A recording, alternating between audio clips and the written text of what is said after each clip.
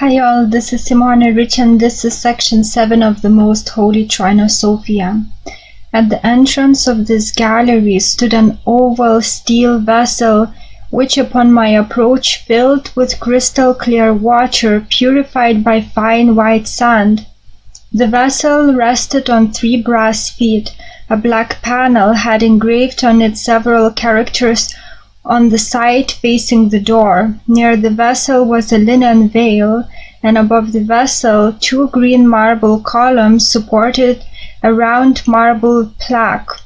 One saw there, surrounded by 2 inscriptions, the figure of the sacred seal, formed of a cross in 4 colors, attached to a golden crosspiece which upheld 2 other concentric circles, the larger one being black, the other red.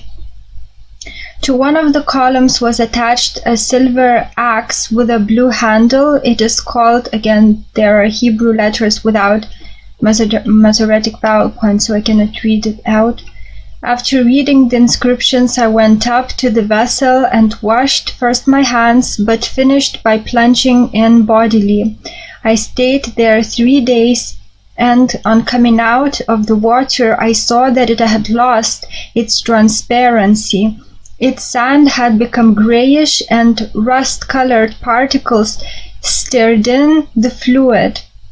I tried to dry myself with the linen veil, but fresh drops of water kept taking the place of those the linen absorbed. I gave up trying to dry myself with the veil, and keeping in the shade, I remained there motionless for 6 whole days. At the end of this time, the source of these waters was exhausted. I found that I was dry and lighter, though my strength seemed to be increased. After walking about for a little while, I returned to the vessel. The water which had been in it was gone. In its place was a reddish liquid. The sand was gray and metallic. I again bathed in it, being careful, however, to remain there only a few moments. When stepping out of it, I noticed that I had absorbed part of the liquid. This time I did not try to dry myself with a cloth, for the liquor with which I was saturated was so strong and corrosive that it would have instantly destroyed the fabric. I found myself at the other end of the gallery, stretched out on a bed of warm sand, where I spent 7 days. After this time I returned to the vessel. The water was as it had first appeared. Once more I plunged into it, and after having washed myself carefully came out. This time I had no difficulty in drying myself. Finally, after having purified myself according to the instructions I had received, I prepared to leave this gallery in which I had spent 16 days. So this is the end of section 7, and here is its explanation. Firstly, the explanation of the image. The key to the 7th plate is equilibrium, this being the virtue bestowed by the 7th sign of the zodiac, Libra, the balance. Our author tells us that the central motive, 2 small circles and a pendant cross, is a sacred seal. This may be interpreted as the celestial sulfur and salt, the sun and moon. The suspended cross is the lapis philosophorum, composed of the regenerated elements salt, earth, sulfur, fire, mercury, air, and azoth, the ether, watcher of the sages. The sun and moon are the father and mother of the philosopher's stone. They represent heaven and earth, from which is generated the cross, man, the progeny of the 2 immortal agents, spirit and matter. The cross also signifies the equilibrium of man suspended between his origin and destiny. The arrangement of the figures indicates the adept in whom the union of all opposites has been effected. The initiate is the rational androgyne. Surrounding the central part of the symbol are 2 circles of figures. The inner circle is composed of cuneiform characters, the outer of hieroglyphs derived from several ancient languages, arranged in a manner entirely arbitrary and undecipherable without the original key. The circle of cuneiform characters must be interpreted by discovering the Hebrew equivalents of the arrow-pointed letters. The text is apparently prophetic, and at first reading may seem to refer to the cosmic change which arises from the tipping of the celestial balance. In reality, however, the material deals strictly with changes which are to take place in the soul of the initiate. The cuneiform Hebrew reads as follows, probably continuing from the outer circle of hieroglyphic text. And is the outbreathing of everlastingness. Know that place, sign or symbol, probably a zodiacal constellation, to be the end of the ages. The leg, Aquarius, probably referring to the Aquarian age or cycle, is the beginning of the destruction. In the zodiacal cycle of adeptship, Aquarius is the symbol of the final disintegration of the personality, for beyond it lies only Pisces, the Nirvana. Saint Germain's manuscript also describes an axe, not shown in the illustration. This is the instrument of separation and would agree exactly with the interpretation of the figure. This whole device is suspended between two pillars of green marble. These may well be the Jachin and Boaz of Freemasonry. Students of the Kabbalah will remember the third column which united these two, and which, like the great seal in this figure, represent the adept whose perfected constitution united wisdom and generation, the law and the prophets. And now the analysis of the text. The initiate again assumes the attributes of the alchemical substance from which the universal stone is to be prepared.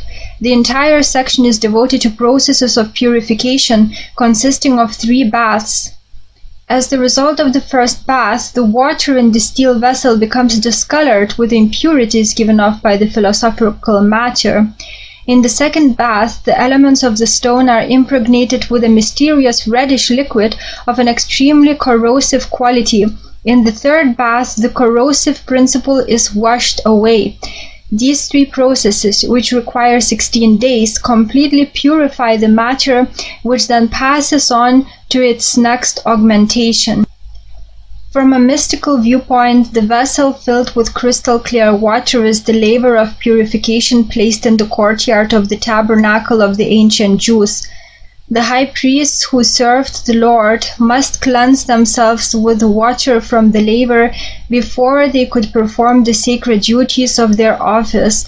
The ceremony of baptism is but the outer symbol of the inner truth.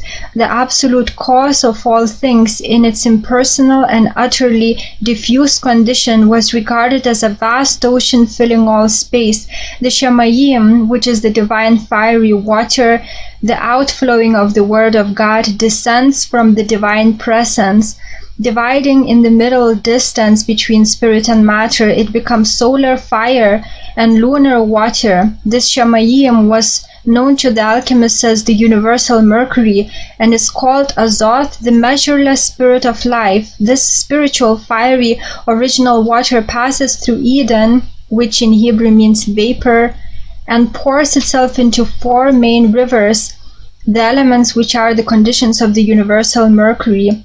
This is the tincturing water by which the righteous are baptized. It is this water, the universal mercury, the solvent of the sages, by which the spiritual baptism is given.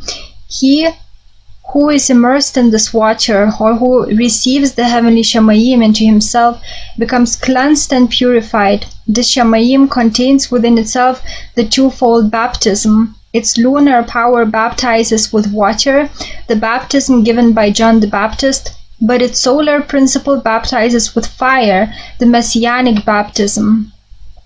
The initiates of the ancient mysteries, being lifted up into an apotheistic condition, received the divine baptism. They were immersed in God, and by this immersion they were washed clean of the black spot of original sin, which according to Mohammed is in the heart of every mortal. The Shemayim of the alchemists is the shining sea of the Buddhists, the boundless nirvanic ocean, the water of space constantly alight with God. The silver axe with blue handle attached to the column is called the destroyer, where the translation is lift the voice to its fullness in chant or song. The axe is the ancient symbol of the initiated builders, the hewers of wood. It is also the emblem of separation or division and is an appropriate figure to represent separation through purification. The sign of Libra, which rules the seventh operation of the philosophical mystery, divides the lower from the upper hemisphere of the zodiac. It's also the ancient sign of Passover, a feast which signified the passing over of life from material to an immaterial condition by the alchemical baptism. The gross particles of the soul are washed away and life is prepared for a supersubstantial existence. This is the end of the 7th section, and in the next video I will share with you section 8. Thank you for watching. Take care.